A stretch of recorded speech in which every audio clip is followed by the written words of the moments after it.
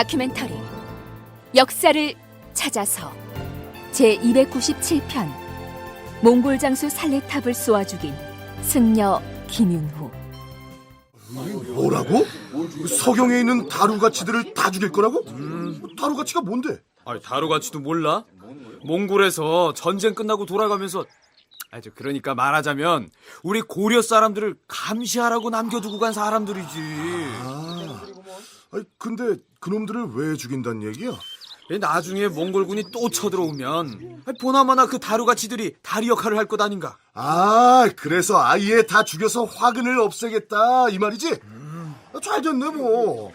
그 몽골 오랑캐 놈들이 평소에 우리 서경 백성들을 의지간히 괴롭혀왔는데 이 기회에 싹 없애버리면은 우리도 편하고 좋지 뭐. 안 그래?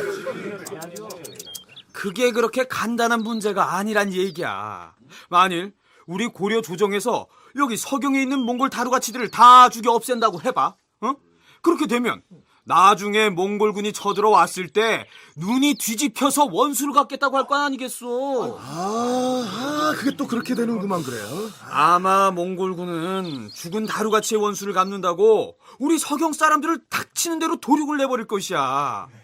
지난번 몽골 군사들이 쳐들어왔을 때 평주 사람들이 어찌 됐는지 소문도 못 들었나? 그럼 자칫하면 우리 서경 사람들이 그때 평주에서 죄 없이 목이 잘린 그 사람들 신세가 될 수도 있다 이 말이로군. 그래? 그렇지. 아니 될 말씀이야. 서경 살인 죄로 가만 앉아 있다 당할 수는 없는 일이지. 그럼 가만히 있지 않으면 어쩌자고? 어쩌긴 이 사람아. 비상한 방법을 써야지. 비상한 방법이라고? 다루가치들을 죽이지 못하게 해야 한단 말이야.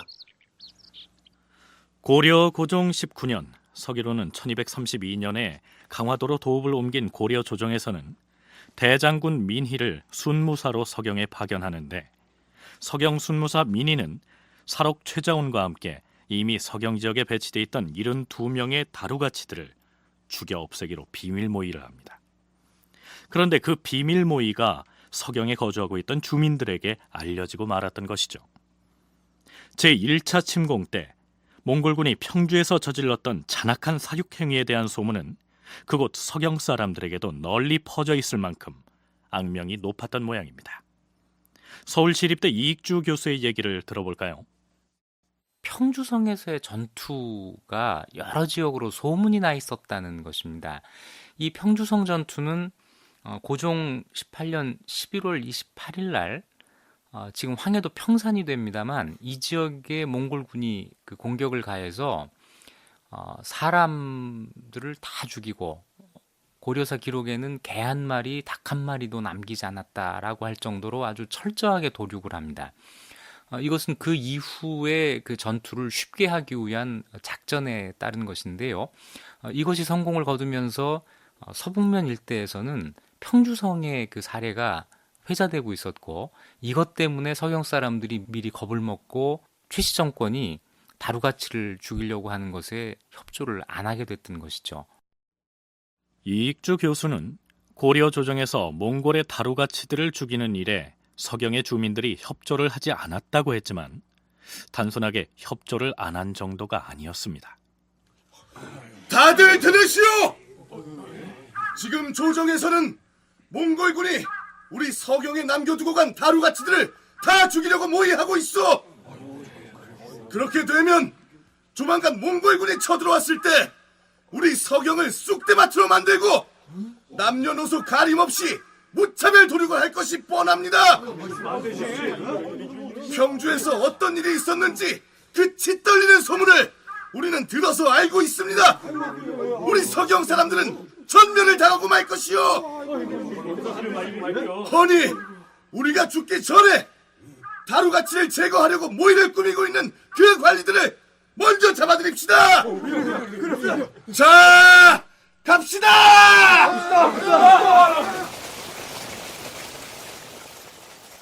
반란치고는 그 성격이 좀 특별한 사건이었습니다. 하지만 서경에 거주하는 주민들로서는 생사가 걸린 절실한 상황에서 선택한 일이었겠죠. 서경 사람들이 드디어 반역을 일으켜 사록 최자은을 잡아가 두었다. 그러자 서경 요수 최임수와 판관, 분대어사, 육조의 인원 등이 모두 놀라서 섬으로 도망쳤다. 그런데 원나라 사서인 원사 고려전을 보면 이러한 내용이 보입니다. 고려 국왕인 왕철이 원나라 조정에서 둔 다루같이 72명을 모두 죽이고 배반하여 마침내 왕경과 여러 주와 현의 백성을 인솔하여 해도로 도망하였다. 여기에서 해도, 즉 섬으로 도망쳤다는 말은 강화천도를 일컫는 것으로 보입니다. 시간의 순서가 좀 뒤바뀐 듯하지만 어쨌든 원사의 이 기록으로 미루어서 서경 현지 주민들의 반대에도 불구하고 고려 조정에서는 결국 몽골의 다루가치들을 모두 살해한 것으로 보입니다. 고종 19년 8월 한 원로 문신이 세상을 떠납니다. 참지정사 유승단이 죽었다. 유승단의 처음 이름은 유원순이다. 침착하고 어눌하면서도 겸손하였는데 특별히 고문에 능하여 세상 사람들 사이에서 원순문, 즉 원순의 글이라는 말이 회자되기도 하였다. 강종이 태자로 있을 당시 강화로 쫓겨날 때 유승단도 태자 시학으로서 함께 쫓겨났었다. 고종이 어렸을 적에 그에게서 글을 배웠으며 왕위에 오른 뒤에는 그를 불러서 사부로 삼았다. 이 유승단이 누구냐 하면 최후가 처음에 강화천도를 밀어붙이려 할 때 아주 조목조목 반대 논리를 폈던 바로 그 원로 문신이었죠. 천수가 다 돼서 세상을 떠났는지 아니면 극구 반대하던 강화천도가 강행되자 그로 인한 스트레스 때문에 앞당겨 사망했는지는 알 길이 없습니다. 그건 그렇고 여기는 충청도 충주의 달천.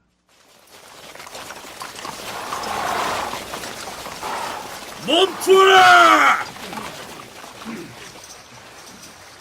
이곳 달천을 건너야 반란의 무리들이 진을 치고 있는 성으로 들어갈 수 있을 터인데 어디 개울에 돌을 던져 보아라. 예, 장군.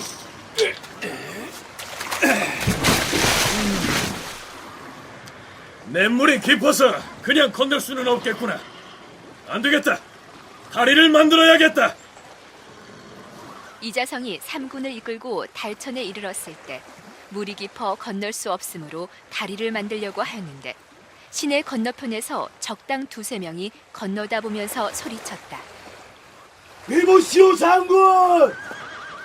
우리도 반란에 동참한 노군이여! 기다려라 이놈들! 이제 곧 물을 건너가서 이놈들의 목을 베고야 말 것이다. 우리가 주모자의 목을 베서 항복을 하면 용서해 주시겠소? 좋다! 만약 그렇게만 해준다면 너희들의 목숨은 살려줄 것이다. 알겠소 장군! 기다리시오! 그자들이 성 안으로 들어가서 주모자 우본의 목을 베어왔다. 관군이 머물러 이틀을 진을 치고 있었는데 노군 중에서 용맹하고 건장한 자들은 다 도망쳤다. 관군이 드디어 성에 들어가서 잔당을 모두 죽이고 충주를 평정한 뒤에 돌아왔다. 이 반란 사건의 진압 책임을 맡았던 사람은 몽골군이 쳐들어왔을 때 고려군의 총사령관을 맡았던 상장군 이자성입니다. 그러한 인물이 고려 중앙조정의 3군을 이끌고 진압에 나서야 했던 충주 반란 사건이 이 어떤 연유로 발생하게 됐는지 대해선 이전에 이미 소개한 바가 있습니다. 몽골군이 충주로 쳐들어오자 그 지방의 벼슬아치들로 구성된 양반 별초군은 질에 겁을 먹고 모두 도망쳐버리고 관청의 노비들인 관노와 잡녀 등 하층민들로 구성된 별초군이 몽골군을 물리쳤던 것이죠. 그런데 전쟁이 끝난 뒤에 다시 관청으로 돌아온 벼슬아치들이 몽골군이 약탈해간 은그릇을 내놓으라면서 노군 별초군의 우두머리를 죽이려고 하자 이들이 분노해서 들고 일어났던 것입니다. 충주에서 이 반란 사건이 일어났던 때가 고종 19년 1월이었는데 9월에 가서야 겨우 진압이 됐다고 하니 대단히 격렬하고도 끈질기게 반란이 이어졌던 모양입니다. 물러갔던 몽골군이 다시 고려 땅으로 쳐들어와서 치열한 전투를 벌였던 곳은 지금의 경기도 용인에 해당하는 처인성이었습니다. 이 처인성 전투에 대해서 고려사나 고려사 저료의 기록은 아주 간단합니다. 그러나 이 전쟁의 결과는 그 파장이 만만치 않습니다. 왜 그러냐고요? 고려사 저료의 해당 기록을 들어보시죠.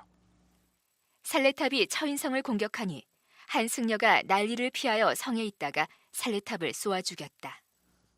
고려 침공의 총사령관 노릇을 해온 몽골군 원수 살레탑이 바로 이 전투에서 전사했던 것입니다.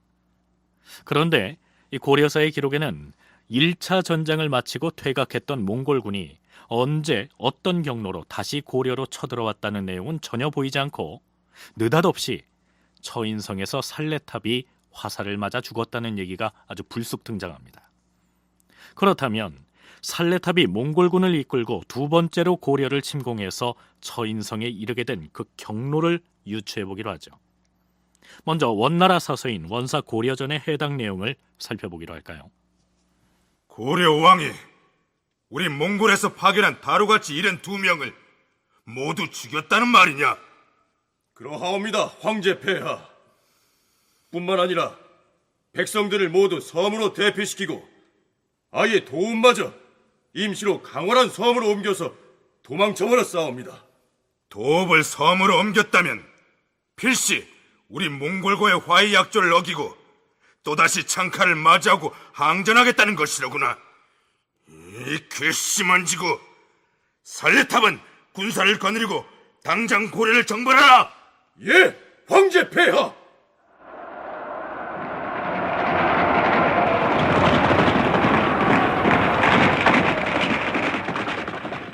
8월에 다시 살레탑을 파견하여 군사를 거느리고 고려를 정벌케 하였다. 이렇게 해서 살레탑이 다시 고려로 향하는데요.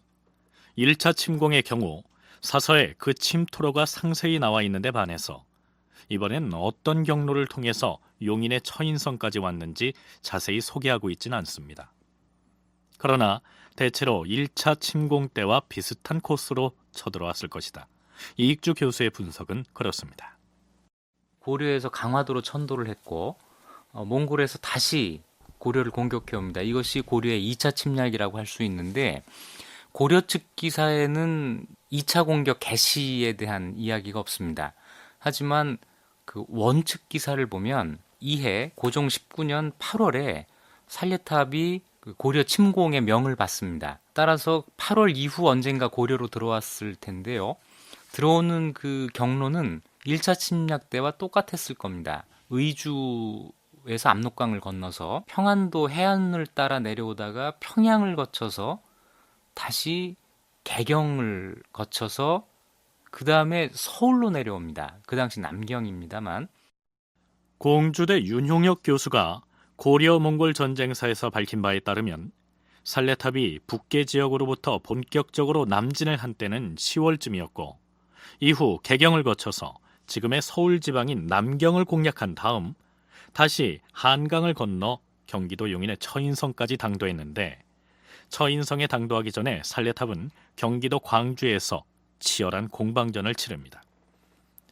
살레탑이 광주에서 고려군과 공방을 벌였다는 내용이 고려사 등의 사서에는 보이지 않지만 이규보의 동국 이상국집 후집에 실려있는 이세화의 묘지명을 보면 다음과 같은 내용이 올라와 있습니다. 광주는 중부 지역의 거점이기 때문에 조정에서 의논하여 인물을 간택한 결과 특별히 이세화공을 파견하여 지키게 하였다. 11월에 몽골의 대군이 와서 수십 겹으로 포위하고 온갖 계책으로 공격한 지 여러 달이 지났다. 공은 밤낮으로 성을 수리하고 방비하며 전투에 임해서는 뜻밖의 계책을 내어서 사로잡거나 죽인 자들이 심히 많았다.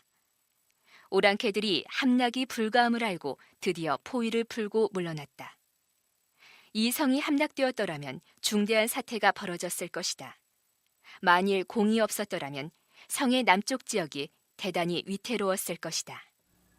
이세화가 이끄는 방어군이 수십 겹으로 포위한 몽골군을 막아냈던 바로 이 성곽은 신라 문무왕 때 축성되고 고려시대의 일장성이라고 불렸던 오늘날의 남한산성입니다.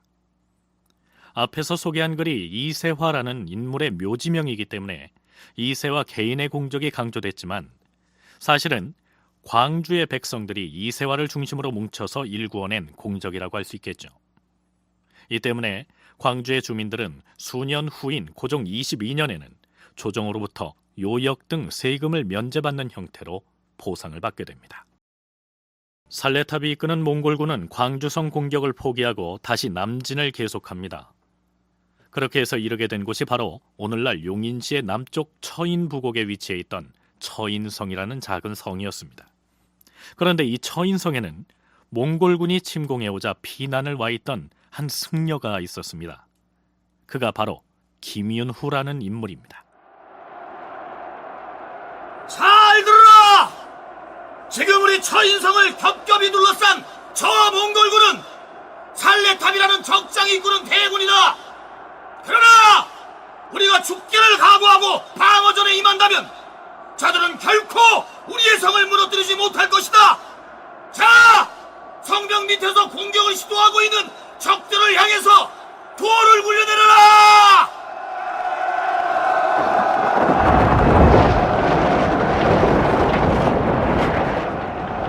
적들이 물러나고 있다! 이때를 놓치지 말고 모두 활을 쏴라! 스님!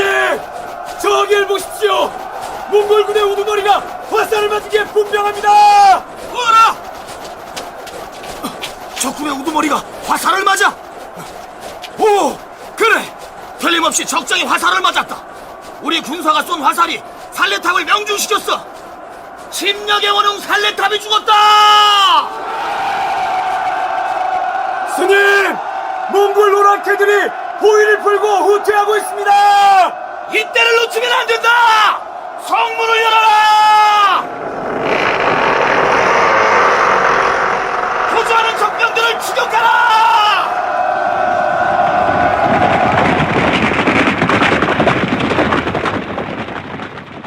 서울에서 2차 침략 때는 광주로 내려가서 광주에서 이세화가 이끄는 고려군의 저항을 받아서 더 내려가질 못하고 용인 쪽으로 우회를 합니다.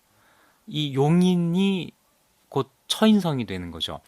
그래서 처인성을 공격하다가 거기에서 김윤후에게 살레탑이 사살을 당하고 몽골의 전쟁 패턴에 따르면 최고 지휘관이 전사하면 군대가 모두 철수하는 이런 사례가 많습니다. 그래서 살레탑이 죽자마자 곧바로 고려에 침략해왔던 몽골군이 전부 철수를 하면서 이 2차 전쟁에서만큼은 고려가 완벽하게 승리를 거두게 된 것입니다. 서울시립대 이익주 교수의 얘기를 들어봤는데요. 한편 숙명여대 박종진 교수는 몽골군이 처인성 전투에서 살레탑을 잃고 패배한 것은 고려군을 너무 쉽게 생각했기 때문일 것이며, 또한 살레탑이 죽었다고 해서 이처럼 쉽게 패주해버린 것은 당시 몽골의 주력군이 금나라 정벌을 진행 중이었으므로 고려와의 전투에 전력을 기울일 형편이 못 되었기 때문이라고 분석합니다. 몽골은 어떻게 보면 이제 고려를 좀 쉽게 생각을 하고 왔는데, 한 번 와서 일단은 강화를 해서 이제 끝났구나 그랬는데 또 내려오고, 또 이제 천돌에서 반발을 하니까 이번에 이제 혼내주러 왔는데 오히려 이제 죽어버리니까 이제 더 전쟁을 수행할 힘이 없었겠죠. 왜냐하면 말 그대로 급한 거는 여기가 아닌데, 이제 그런 의미에서 본다면은 이제 그 2차 전쟁은 몽고도 어떻게 보면은 정말 의외로 시작을 한 거고, 당황해서 시작을 했는데 거기서 또 그 대장까지 죽으니까 이제 뭐 더 이상 어떻게 버티기 어려웠을 거라고 생각이 돼요. 그렇다면 이 처인성 전투를 승리로 이끈 이 승려는 어떤 사람이었을까요? 고려사 열전편의 김윤후전을 소개하면 이렇습니다. 김윤후는 고종 때 사람으로 일찍이 승려가 되어 백현원에 있었는데 몽골병이 침공해 오자 난을 피해서 처인성에 가 있었다. 그런데 살레탑이 처인성을 공격해왔다. 그러자 김윤후가 살레탑을 격살하였다. 그렇다면 강화에 있던 고려 조정에선 이 소식을 어떻게 받아들였을까요? 뭐라 하였소? 살레탑이 광주를 포기하고 강을 건너 처인성으로 내려가서 공격하고 있다 하였소. 그렇사옵니다, 대왕폐하. 하온데 천하의 몽골군 원수 살레탑도 그 명이 다한 것으로 사료되옵니다, 폐하. 뭐라 하였소? 살레탑의 명이 다하다니요? 긴급하게 전해온 바에 의하면 난리를 피해서 처인성에 가 있던 승려 김윤후가 몽골의 괴수 살레탑을 쏘아 죽였다 하옵니다. 살레탑이 죽었다 하였소. 예, 대왕폐하. 살레탑이 화살을 맞아 죽자 몽골군이 허겁지겁 군사를 물려 퇴각하고 있다 하옵니다. 이 처인성에서의 승리는 30년 동안 고려와 몽골이 전쟁을 하는 가운데 고려가 거둔 가장 큰 성과라고도 할 수 있습니다. 또 한 가지는 그 시점이 강화천도 직후에 있었던 승리라고 하는 점이죠. 이 점이 대단히 중요하다고 생각합니다. 최우가 많은 사람들의 반대를 물리치고 강화천도를 단행한 것은 강화도에 가서 장기전을 할 수 있다고 하는 주장을 하고 이걸 가지고 다른 사람들을 설득했기 때문입니다. 이 강화천도 이후에 많은 사람들이 걱정했던 대로 실제로 몽골의 침략이 재개됐고 이 침략을 처인성에서 막는 데 성공했다는 것이죠. 네, 이익주 교수의 얘기처럼 처인성 전투에서 몽골 침략군의 상징적인 존재였던 살레탑을 쏘아 죽이고 몽골의 군사들을 퇴각하게 만든 이 승전보를 두고 최고 권력자 최우는 강화천도를 독단으로 강행했던 자신의 선택이 결국은 옳았다. 이러한 명분으로 삼고 싶었을 가능성이 있습니다. 처인성 전투를 가지고 최우는 아마도 자기의 판단이 옳았다고 하는 것을 증명하려고 했을 겁니다. 또 실제로 그 당시 많은 고려 사람들이 처인성 전투에서의 승리를 앞으로 장기전을 할 수 있는 자신감으로 이어갔을 가능성이 매우 높습니다. 따라서 처인성 전투 이후에 고려 정부 안에서는 최우의 집권력이 더 강화되고 몽골과 항전해야 된다고 하는 목소리가 더 높아지고 그러면서 이 전투의 승리 때문에 이후 고려가 30년 동안 몽골과 싸울 수 있는 자신감을 갖게 됐을 거라고 볼 수가 있겠습니다. 대왕폐하, 처인성에서 적장 살레탑을 격살하고 몽골군을 물리친 승려 김윤후를 조정으로 불러 전공을 치하하고 상을 내리시옵소서. 그리하겠소. 김윤후를 당장 불러오도록 하시오. 이렇게 해서 승려 김윤후는 국왕인 고종으로부터 상을 받게 됐는데요. 이번에 처인성에서 세운 공이 기특하고 가상하니 짐이 그대에게 상장군의 직을 제수할 것이오. 그런데 김윤후의 반응은 뜻밖이었습니다. 대왕 폐하, 소인은 폐하가 하사하신 벼슬을 받을 수 없사옵니다. 아니, 상장군이면 무공을 세운 이에게 줄 수 있는 최고의 관등이거늘 그 이상을 원하는 것이오. 아니옵니다, 폐하. 소인은 살레탑의 군사들과 전투를 할 때 활이나 화살을 가지고 있지도 않았사옵니다. 그런 제가 어찌 감히 그처럼 귀중한 상을 받을 수 있겠사옵니까?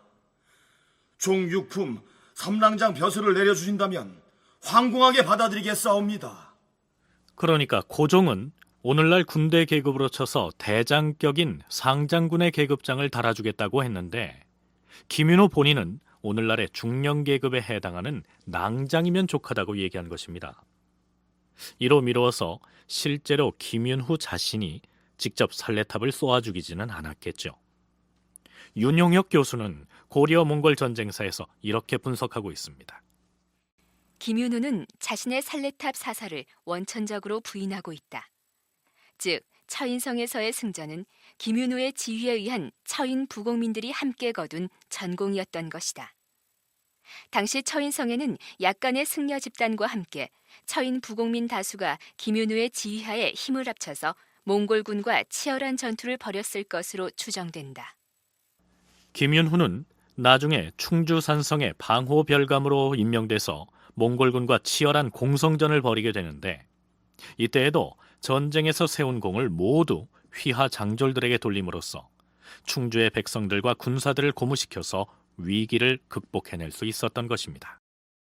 앞에서 살레탑이 지휘하는 몽골군이 2차로 고려를 침공했으나 처인성에서 패하고 퇴각한 것으로 소개를 했습니다만 바로 이 몽골군의 제2차 침공과 관련해서 규명해야 할 부분이 있습니다.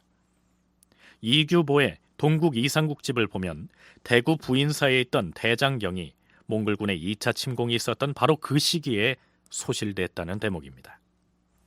대장경을 판각할 때 군신들이 올리는 기고문, 즉 대장 판각 군신 기고문의 일부분을 소개하면 이렇습니다. 여기에 나오는 달단은 타타르, 곧 몽골군을 일컫습니다. 아, 심하도다. 달단이 환란을 일으킴이여.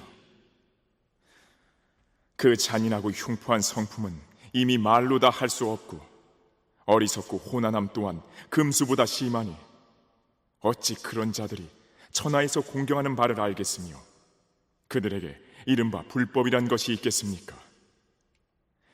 그 때문에 그들이 경유하는 곳에는 불상과 범소가 마구 불태워져 버렸습니다. 그들은 부인사에 소장된 대장경 판본 또한 남김없이 태워버렸습니다. 여러 해를 걸려서 이룬 공적이 하루아침에 채가 되어버렸으니 나라의 큰 보배가 상실되었습니다. 재불 다천의 대자심에 대해서도 이런 짓을 하는데 무슨 짓을 못하겠습니까? 생각하건대 저희 제자들이 지혜가 어둡고 식견이 얕아서 일찍이 오랑캐를 방어할 계책을 마련하지 못하고 능히 불승을 보호하지 못했기 때문에 이런 큰 보배가 상실되는 재화를 보게 되었으니 후회한들 무슨 소용이 있겠습니까? 살레탑을 사령관으로 하는 몽골군이 제2차로 고려를 침공했을 때 부인사에 있던 대장경판이 그들에 의해서 모두 불타버렸다는 얘기입니다. 하지만 이런 내용은 고려사 등의 사서에는 보이지 않고 이규보의 동국 이상국집에만 실려 있습니다. 그렇다면 몽골군의 어떤 부대가 대구까지 내려가서 부인사를 파괴하고 대장경판을 불태웠을까요? 살레타비군은 본대는 광주에서 막혀서 용인으로 갔다가 처인성 전투에서 패배하지만 아마 그 본대 이후에 선발대가 있었던 것 같습니다. 그래서 이 선발대가 남쪽으로 내려가서 대구까지 갔고 이 선발대에 의해서 팔공산 부인사에 있던 대장경이 불타 없어지는 이런 일이 벌어지는데요. 지금도 그 팔공산 부인사터의 석탑 또 석등 이런 그 돌로 만든 그 당시 유물들이 있는데 대체로 좀 심하게 훼손되어 있는 모습이 있습니다. 따라서 부인사 대장경이 불탈 때 부인사 전체가 아마 파괴된 것으로 생각이 됩니다.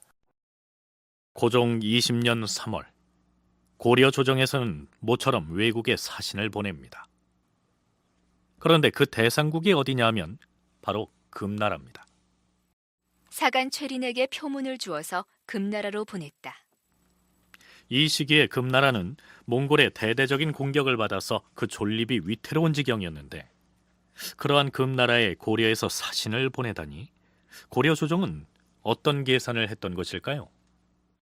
몽골이 고려를 공격해 들어온 것은 초기에는 금나라를 공격하는 작전의 일환이고 뒤로 가면은 남송을 공격하는 작전의 일환입니다. 언제나 몽골의 주력 부대는 금이나 남송을 향하고 그 가운데 한 부대가 고려를 공격해 들어오는 것이죠. 따라서 고려가 몽골의 침략을 이렇게 받는 상황에서 금이나 남송도 언제나 몽골과 전쟁을 치르고 있었다고 보면 되겠는데요. 특히 고종 20년 이 무렵쯤 되면 몽골의 금나라 공격이 아주 치열하게 거의 막바지를 향해서 가고 있을 무렵입니다. 그러니까 이 시기에 고려 조정에서는 기왕에 몽골에 항전하기 위해서 강화도로 천돌했고 또한 처인성 전투에서 살레탑을 살해해서 전의를 가다듬은 마당에 몽골로부터 핍박을 받고 있던 인접국들과 손을 잡고 반몽 연합전선을 구축하려는 계산을 했을 것입니다. 그런데 금나라의 사신으로 갔던 최리는 도중에 길이 막혀서 되돌아오고 맙니다. 이익주 교수는 설령 고려의 사신이 무사히 금나라에 갔다 할지라도 당시 금나라의 처지를 감안할 때 별 외교적 성과를 얻을 수는 없었을 것이라고 얘기합니다. 20년 3월에 우리가 금나라에 사신을 보내서 혹시 어떤 연합 작전을 모색을 이제 합니다만 그 다음 달에 금나라의 변경이 몽골에 의해서 함나게 됩니다. 그리고 그 다음해 2월에 금나라가 결국 몽골에 의해서 멸망을 하게 되는데요. 이런 상황이기 때문에 아마 금나라에 갔어도 별다른 그 도움을 얻기가 어려웠을 겁니다. 하지만 그보다 전에 그 전선이 남쪽으로 내려가면서 고려에서 금나라에 이르는 육로가 이미 폐쇄가 돼 있었던 것이죠. 그런데 고려가 손을 뻗어서 연합전선을 구축하려고 시도했던 나라가 금나라만은 아니었습니다. 고려는 동진에게도 장문의 편지를 보냅니다. 그 내용 몇 부분을 간추리면 이렇습니다. 소위 몽골이라는 나라는 시기심이 아주 심하여 화친을 했다 하더라도 믿을 바가 못 되니 우리나라가 몽골과 좋게 지내려고 한 것은 본위에서 나온 것이 아니요. 연전에 그들의 군사가 왔을 때 그들은 비록 맹약과 신의를 저버리고 횡포무도하였으나 우리 고려에서는 잘못이 저쪽에 있음에도 저들을 후하게 대접하여 보냈던 것이요. 그들은 점점 우리나라를 집어삼킬 목적으로 우리의 모든 주와 군을 쳐서 빼앗으려 하니 우리도 백성들에게 가해지는 침략을 참을 수 없어서 그들과 교전하였고 살상하거나 포로로 잡은 수가 적지 않았던 것이요. 금년 12월 16일에는 수주에 속하는 고을인 처인부곡의 조그만 성에서 몽골군과 대적하다가 그들의 괴수인 살레탑을 쏘아 죽였고 포로로 잡은 수도 많았으며 패배를 당한 잔당들은 사방으로 분산됐소. 이때부터 몽골군의 기운이 꺾여서 군사를 철수한 듯하오. 그러나 한꺼번에 물러간 것이 아니라 혹은 먼저 가기도 하고 혹은 뒤떨어져 가기도 하였으며 동해 번쩍 서해 번쩍하고 있기 때문에 어느 곳으로 갈지 알 수가 없소. 우리가 부탁하는 것은 귀국에서도 은밀하게 그들의 동태를 정탐하여 보는 것이 좋을 것 같다는 것이요. 고려 국왕이 동진의 왕에게 보낸 이 국서를 보면 무엇보다도 살레탑을 죽이고 몽골군을 물러가게 한 데 대한 일말의 우쭐함이 묻어나는 것 같지 않습니까? 그러면서도 마지막 구절에선 동진 측에 노골적으로 함께 손을 잡고 대몽연합전선으로 나가자 이렇게 하지 않고 몽골의 동태를 정탐해 보라는 아주 은근한 요구를 하고 있습니다. 유감스럽게도 동진은 고려의 이 국서에 회답을 하지 못한 채로 몽골군에 의해서 멸망하고 맙니다. 고종 20년 4월, 그러니까 고려에서 금나라에 보낸 사신이 길이 막혀서 되돌아온 직후에 이번엔 몽골로부터 사신이 도착합니다. 아니, 사서에는 몽골에서 조서를 보내왔다고만 돼 있어서 실제로 몽골 사신이 강화도에까지 왔는지 아니면 국경이나 옛 수도였던 개경에서 국서만 전달해주고 갔는지는 알 수가 없습니다. 몽골 황제가 보낸 국서의 내용은 이렇습니다. 예전에 거란적을 평정하고 나서 차라를 죽인 뒤에 고려에서 사신을 한 사람도 보내지 아니한 그 죄가 하나요. 사신을 통해 훈계하는 말을 전하여 반성하도록 타일렀는데도 번번이 활로 쏘아서 돌려보내니 그 죄가 둘이요. 그대들이 저고열을 모의하여 죽이고서 만노의 백성이 죽였다고 일컬었으니 그 죄가 셋이요. 그러니까 몽골 측은 고려 왕에게 보낸 국서에서 차라, 즉 살레탑을 죽인 사건을 비롯하여 자신들이 제1차 고려 침공의 명분으로 삼았던 몽골 사신 저고여 사건을 다시 들먹이면서 고려의 죄를 묻고 있는 것입니다. 그 다음의 내용을 볼까요?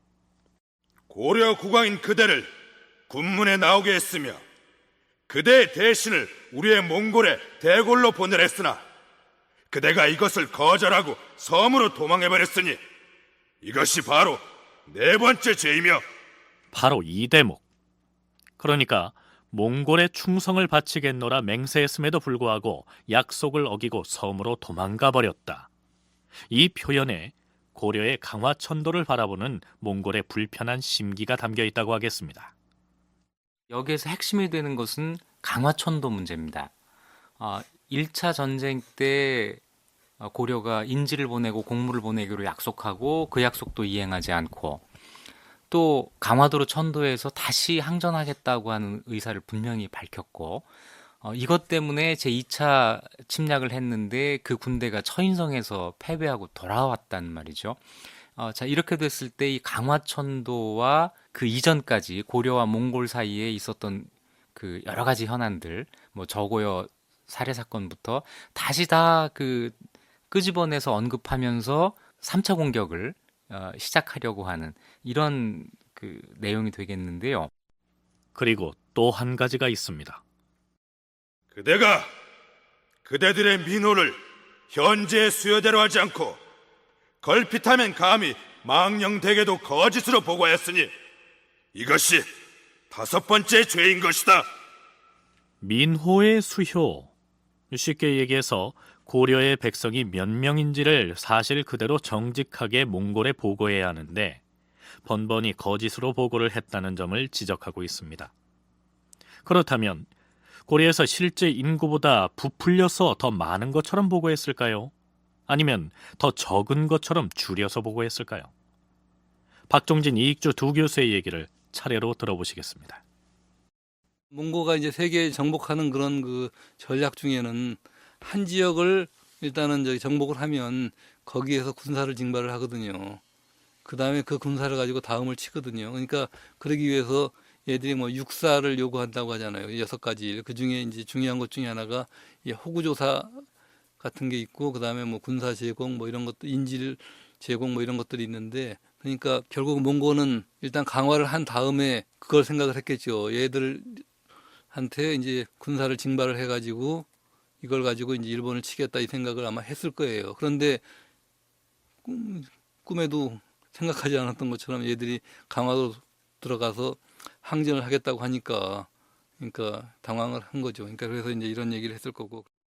고려의 민호를 실제 수요보다 아마 적게 보고한 것에 대한 문제 제기일 것입니다. 왜냐하면 이 인구의 파악은 공물 부담과 또 혹시 있을 수도 있는 조세 부과의 기준이 되기 때문에 굉장히 중요한 자료가 됩니다.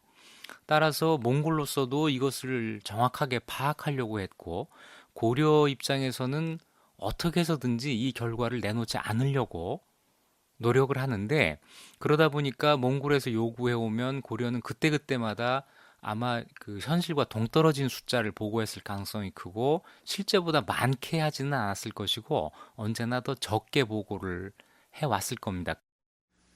이때뿐이 아니라 고종 다음의 왕인 원종 시기에 이르면 몽골은 고려와 강화를 진행하면서 고려의 민호, 즉 호구수를 가지고 자꾸만 시비를 하면서 인구수를 제대로 보고하라고 다그치고 그때마다 고려에서는 인구의 10중 8구가 전쟁통에 다 죽어버리고 남아있는 인구가 별로 없다는 식으로 자꾸만 줄여서 얘기하는 모습이 나타납니다. 고려 조정에 당면한 문제는 비단 몽골만이 아니었습니다. 몽골과 전쟁을 치르면서도 한편으론 끊임없이 이어지는 내부의 반란을 잠재우는데 골몰해야 했던 것입니다. 대왕 폐하, 용문창에서 반란이 일어났다는 보고이옵니다.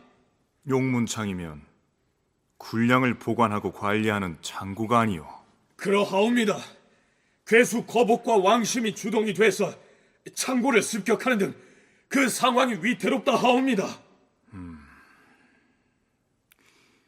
몽골군이 언제 또 쳐들어올지 모르는 위기 상황인데 용문창이 무너지면 군량 조달에 일대 혼란이 올 것이오. 이자성 상장군을 중군 병마사로 임명할 터이니 군사를 출동시켜서 반역의 무리들을 토평하고 돌아오시오. 예, 대왕 폐하. 외부에서 침략이 오게 되니까 이 계급 갈등이 봉합되기도 하지만 어떤 점에서는 더 쉽게 일어날 수 있는 가능성이 또 생기기도 합니다.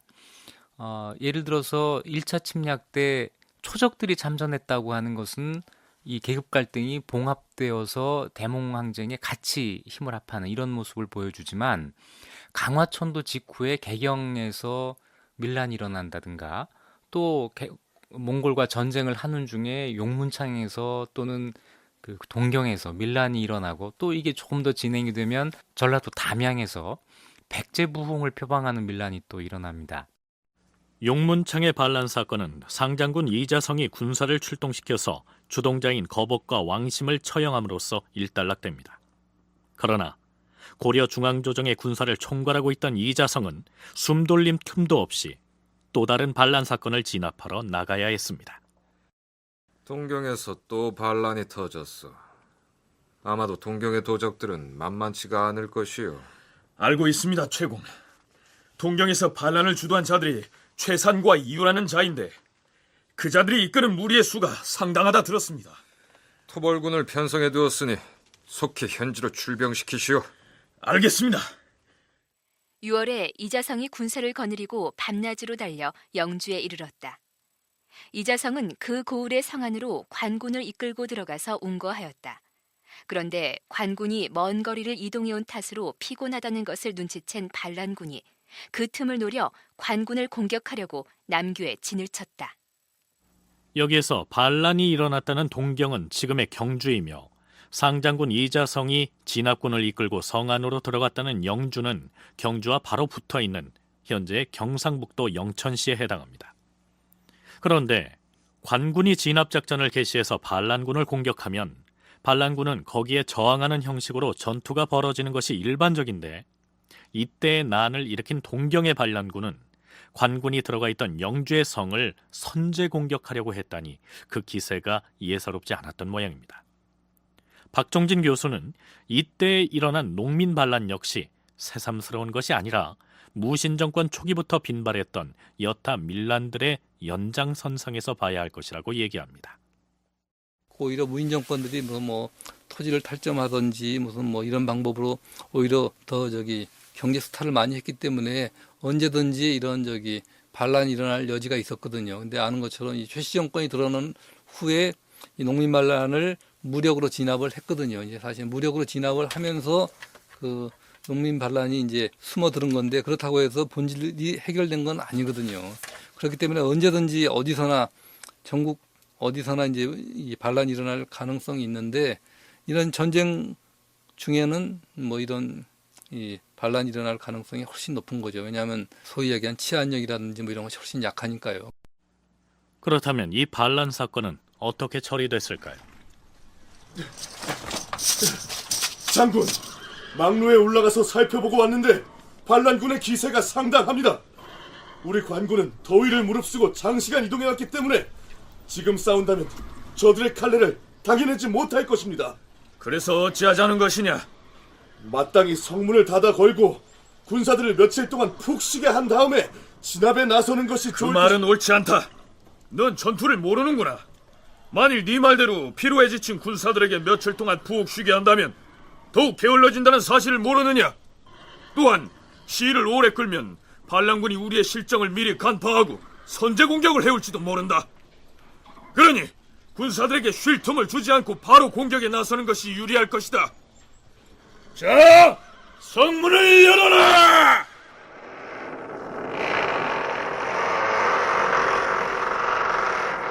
관군은 돌격하라!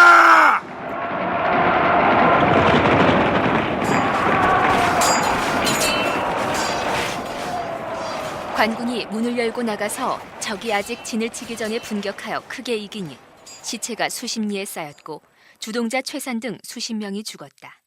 이자성이 영을 내렸다. 반역의 무리는 들으라!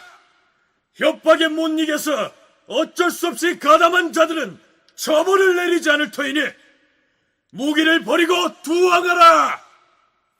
그러자 밀란에 가담했던 백성들이 크게 기뻐하여 동경의 난이 드디어 평정되었다.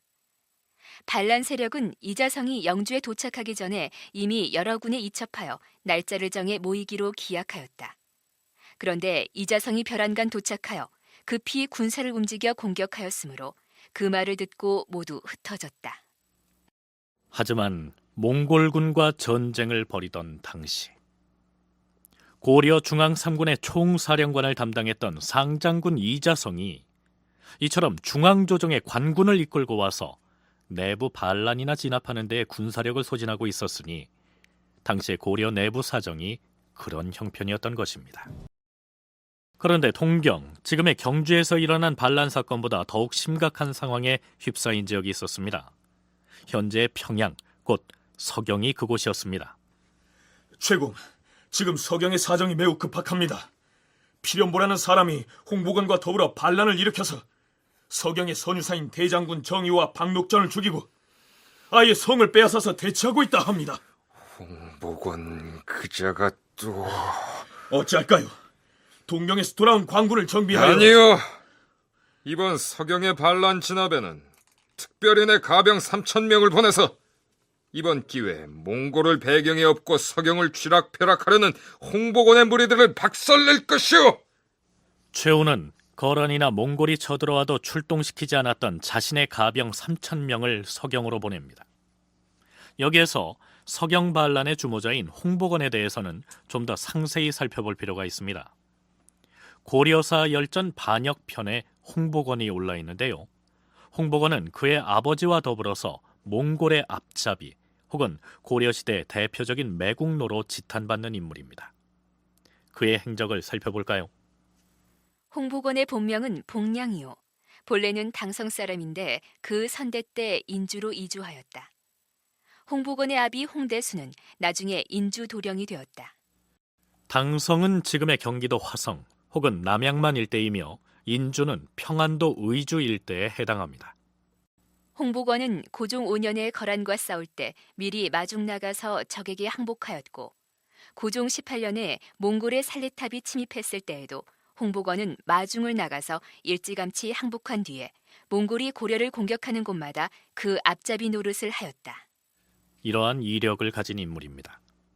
원나라 사서인 원사를 보면 살레탑이 고려를 정벌할 때 그 나라 사람 홍보건이 몽골의 군대를 맞이하여 항복하였다. 살레탑은 홍보건과 함께 고려의 많은 주와 군을 공격하고 한편으로는 홍보건을 고려의 왕경에 보내서 고려왕 왕철을 부르자 왕의 동생인 회안공 왕정을 보내왔다. 몽골의 제1차 침입 시기에 홍보건이 몽골의 앞잡이로서 활약했던 내용을 이렇게 기록하고 있고 2차 침공 시기의 기록을 보면 고려 왕경의 남쪽 처인성을 공격하다가 살레탑이 죽자 군대가 철군하였는데 이미 몽골에 항복한 곳은 홍보건을 시켜서 다스리게 하였다. 아예 홍보건이 몽골을 대신해서 몽골의 점령지를 다스렸다는 내용의 기사가 올라 있습니다. 그러니까 최우가 자신이 애지중지하는 가병을 3,000명씩이나 출동시켜서 홍보건을 치라고 한 것은 홍보건이 서경에서 차지하고 있던 몽골군의 교두보를 공격하려는 의도가 있었다고 할 수 있겠죠. 살레탑을 사살하고 2차 전쟁에서 승리를 거둡니다. 최우는 이 점에 대해서 대단한 자신감을 가졌을 겁니다. 그리고 그걸 바탕으로 해서 몽골군의 힘이 아직 남아있던 서경을 공격한 것이죠. 그런데 이거보다 앞서서 살레탑이 패배했다는 소식을 들은 아마 서북면 사람들, 특히 홍보건을 중심으로 하는 그 고려 사람들이 그 지역에서 먼저 서경을 공격해서 근거지를 만들려고 했을 가능성이 높습니다. 그렇게 되니까 최우가 자기의 가병을 보내서, 그 당시 최우의 가병이면 고려의 최정예 부대라고 할 수 있는데, 이 부대를 보내서 서경의 홍보건을 공격을 하고 서경을 탈환하는 데 성공합니다. 몽골의 앞잡이 노릇을 하는 저 무리를 하나도 놓쳐서는 아니 될 것이다. 돌격하라!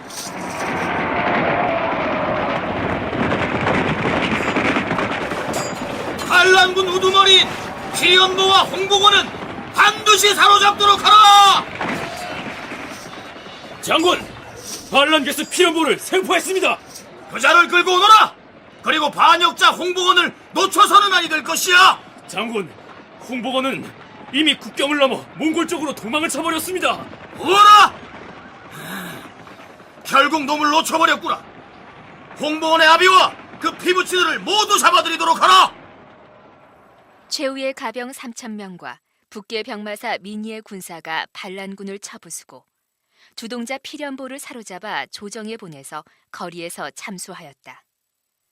홍보건은 도망쳐서 몽골로 들어갔으므로 그의 아비 홍대순과 동생 홍백수, 그리고 그의 아들과 딸들을 사로잡고 나머지 백성들은 모두 섬으로 귀양 보냈다.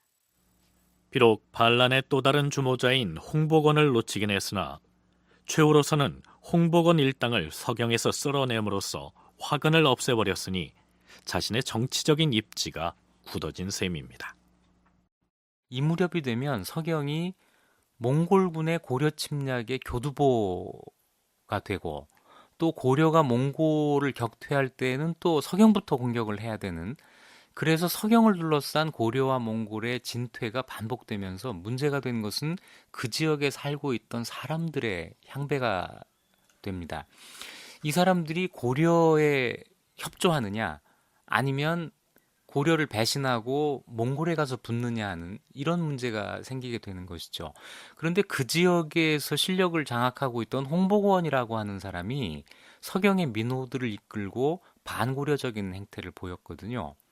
따라서 고려에서는 이 지역을 점령하고 거기에서 그때까지 고려에 대해서 반대하는 행동을 했던 사람들을 처벌하려고 했을 가능성이 더 높습니다.